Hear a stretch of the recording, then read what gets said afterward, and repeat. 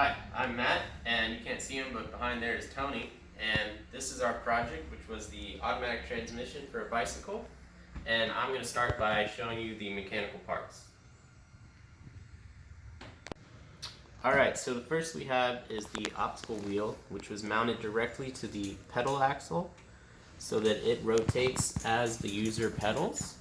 And what that does is takes these openings and they put the photo interrupter over this, and we have that directly mounted to the frame right here, and this illuminates as it's connected and turns red as it's blocked, and then that signal is fed back here, this servo, which we have physically mounted to this part down here with the use of a bolt, and then we have lacing wire to connect a connector arm, which has a slotted connection for a loosely connected bolt, which is a nylon lock bolt. And this itself actually moves the chain in and out to shift gears. And that's the mechanical aspects of our design. So right here, we have the yellow for signal coming from the servo, and red for power, black for ground.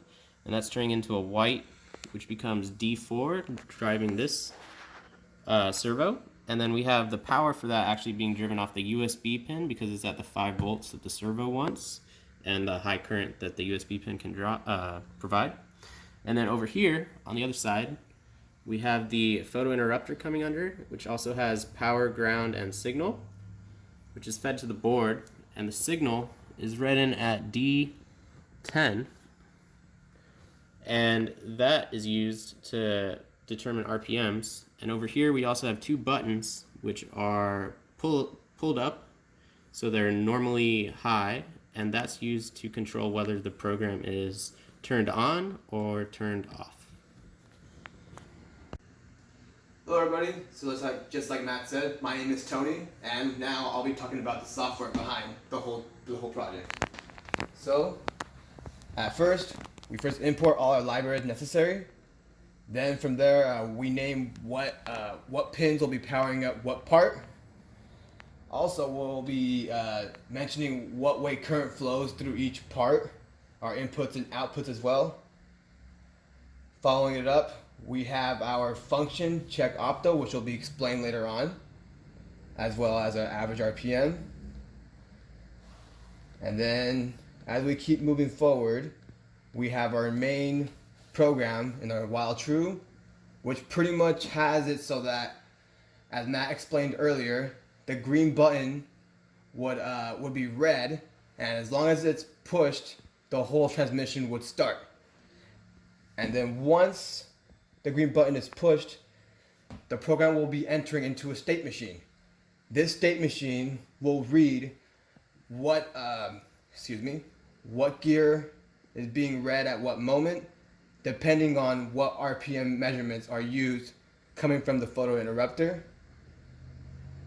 And we have RPM thresholds, so that way if it passes one threshold, it'll shift up or down, and the other threshold, vice versa.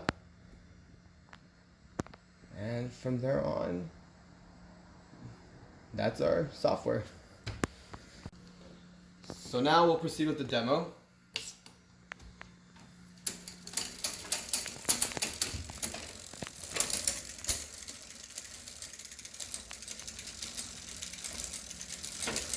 So at first, we're going to try to move up gears.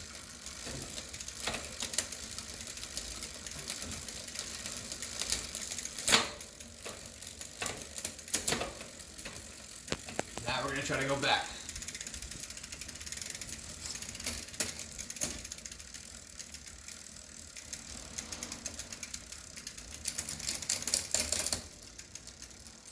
Now we'll go back again.